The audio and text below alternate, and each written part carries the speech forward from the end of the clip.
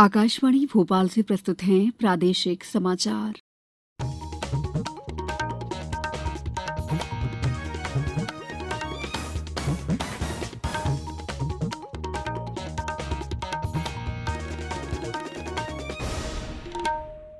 नमस्कार, समाचारों के साथ मैं दीपा सिंह। मुख्यमंत्री शिवराज सिंह चौहान 13 अगस्त को प्रदेश की विशेष पिछड़ी जनजाति बैगा, सहारिया और भारिया के हितग्राहियों को आहार अनुदान योजना की राशि प्रदान करेंगे। योजना में वर्तमान वित्त वर्ष में प्रतिमाह 2,33,000 से ज्यादा हितग्राहियों को 1,000 रुपए मासिक आहार अनुदान प्रदान किया जा रहा है। मुख्यमंत्री शीघ्र ही पथ विक्रेता और हाथ ठेला चालकों से भी बातचीत करेंगे। मुख्यमंत्री निवास में होने वाले इस कार्यक्रम में हाथ ठेला चालकों के परिवार के सदस्य भी शामिल होंगे। राजधानी में कोल जनजाति के नागरिकों का सम्मेलन भी जल्दी ही होगा। प्रदेश के 9 जिलों के लिए सेना में विभिन्न पदों पर अग्निवीरों की भर्ती के लिए ऑनलाइन पंजीयन की प्रक्रिया आज से शुरू हो गई है, जो 3 सितंबर तक चलेगी। पंजीयन कराने वाले अभ्यर्थियों की भर्ती रैली 27 अक्टूबर से 6 नवंबर तक भोपाल के लाल परेड मैदान में होगी।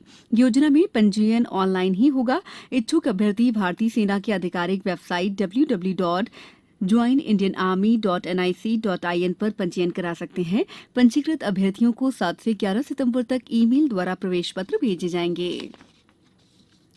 प्रदेश की संस्कृति, पर्यटन और धार्मिक न्यास तथा धर्मस्व मंत्री उषा ठाकुर ने बताया है कि कल से 15 अगस्त तक प्रदेश में संग्रहालयों और स्मारकों में प्रवेश निःशुल्क रहेगा।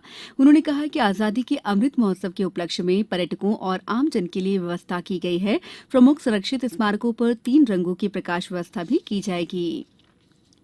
सूचना और प्रसारण मंत्री अनुराग सिंह ठाकुर ने कहा है कि देश भर में दूरदर्शन और आकाशवाणी केंद्र को गुणवत्तापूर्ण उत्पादन के लिए नवीनतम उपकरणों से लैस किया गया है। उन्होंने राज्यसभा में बताया कि आकाशवाणी के एफएम चैनलों के श्रोताओं की संख्या कई निजी एफएम चैनलों के श्रोताओं की संख्या की तुलना में अधिक है।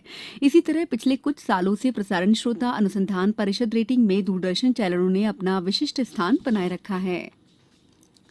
रेल प्रशासन ने यात्रियों की सुविधा के लिए जबलपुर सिंगरौली जबलपुर इंटरसिटी ट्रेन की सेवा को बहाल करने का निर्णय लिया है। जबलपुर सिंगरौली इंटरसिटी एक्सप्रेस की सेवा 14 अगस्त से और सिंगरौली जबलपुर इंटरसिटी एक्सप्रेस 15 अगस्त से आगामी सूचना तक के लिए बहाल करने का निर्णय लिया गया है। ये ट्रेन लगभग 14 महीने से बंद थी, जिसे फिर से चलाने का निर्णय लिया गया है।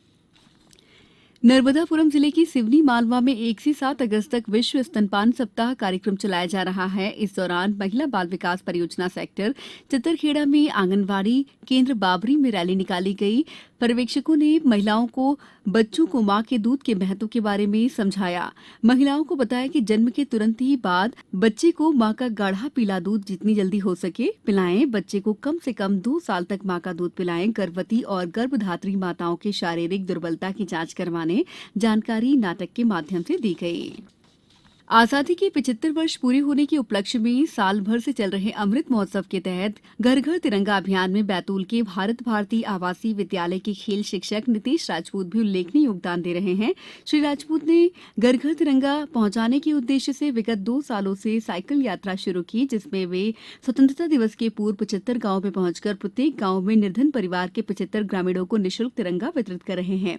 वे अभी तक 16 गाँव में पहुंच चुके हैं। भारतीय रिजर्व बैंक ने द्विमासिक मौद्रिक नीति में रेपो दर में आधे प्रतिशत वृद्धि की घोषणा की है। मुंबई में रिजर्व बैंक के गवर्नर शक्तिकांत दास ने संवाददाता सम्मेलन में ये घोषणा की। रेपो दर अब 5.4% हो गई है। अब कुछ समाचार संक्षेप में। सिंगरौली कलेक्टर ने जिले में सभी नागरिकों से अपील की है कि जिले में चलाए जा रहे अंकुर अभियान के तहत एक एक पौधा अवश्य रोपें। मुरैना के उत्कृष्ट छात्रावास में जिला विधिक सेवा प्राधिकरण के तत्वावधान में अपर न्यायाधीश और उनकी टीम द्वारा शिविर का आयोजन और वृक्षारोपण किया गया।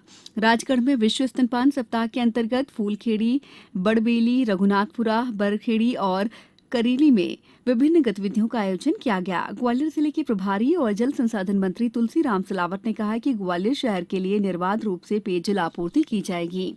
केंद्रीय जल शक्ति मंत्रालय के प्रतिनिधि द्वारा जिला प्रशासन के साथ नीमच के केलूखेड़ा में निर्मित स्टॉप डैम का अवलोकन किया गया। इस बुलेटिन में इतना ही। दीजिए इजाजत। नमस्कार।